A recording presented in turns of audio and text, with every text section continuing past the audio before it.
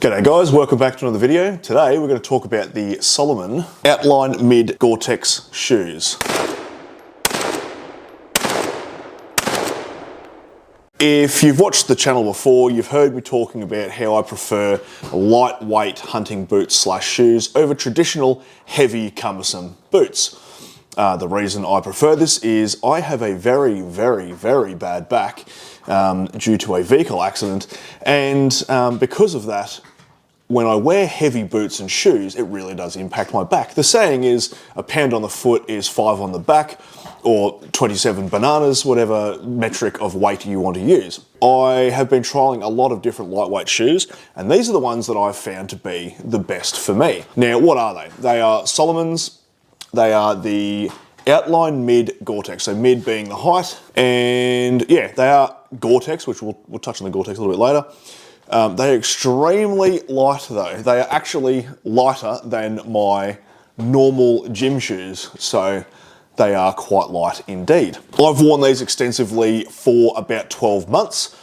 Every single time I've been hunting, I have worn these. So I've put a fair few Ks down on them, and what I can say is they're extremely comfortable, they're extremely light, they're pretty hard wearing, and all in all, I think they're a pretty fantastic boot. So if you're looking for a lightweight option for hunting, or even just bushwalking or getting out and about, these are definitely something to look at. Things I didn't like about them, they can be a bit slippery. Now, when we look at our tread here, the spacing is quite big, and that means that it will eject mud out of the tread, kind of like a four-wheel drive tyre, but, you know, for your foot falcons. The problem is it's not very well textured, so I have found that if you're stepping on a like mossy rock or a log that's wet, you can slip, but generally standing on a log is probably a bad idea. Anyway, so they can be slippery depending on the terrain. So that's one little drawback of them. The other being that this gap is a bit weird. So you have a gap between the top lace eyelet and the hook. So when you do these up, you have a weird pinch point at the top there because it's a single strap of laces. I would prefer to see a second, like another row of eyelets here to make that gap halved, because that's what would match the gaps down here. But anyway, that's not really a massive point. It just means that if you do them up too tight, around here it can pinch the top of your ankle a little bit. Talking about the Gore-Tex that's in them, so they are Gore-Tex, and I usually don't like Gore-Tex boots, particularly because my feet sweat a lot, even in the cold. So for me, when I've tried out different types of Gore-Tex boots, I've found that because my feet sweat so much in them, I may as well have just had non-waterproof boots.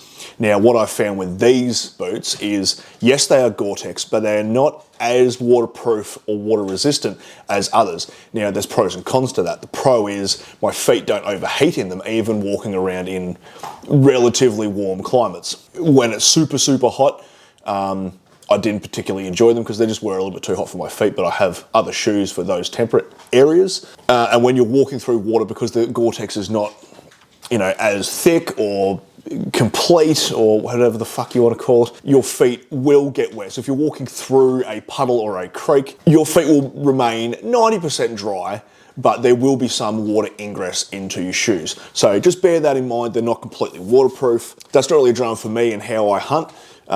When I go away on a hunting trip, we'll have the camp, and then we'll drive from the camp to where I'm going to start my stalk a particular area, get back in the car, go back to the camp. I'm not backpack hunting. I don't do massive overnighters. I'm not way up in the Alpine for 2 weeks straight like a bloody bushman, because if I did, my back would probably fucking implode.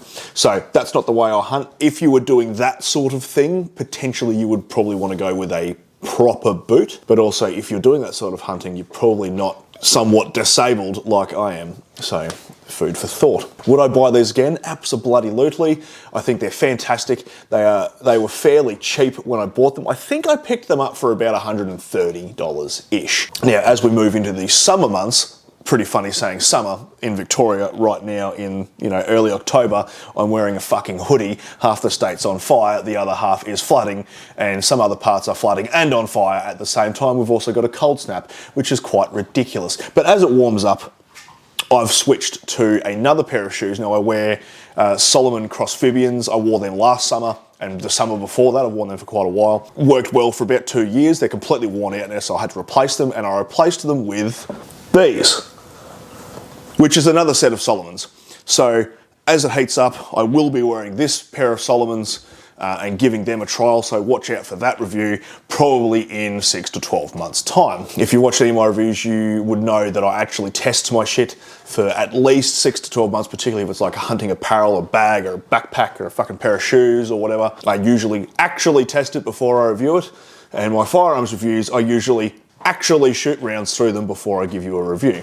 Unlike some channels where they just fire a handful of rounds and go, she's good. So, kind of a short video there. If you're looking for a pair of boots, definitely give these a go. If you're looking for a pair of hunting shoes, look at Salomons as well. They make pretty good shoes. Anyway, hope you got something out of that. I'll catch you next video, and hooroo.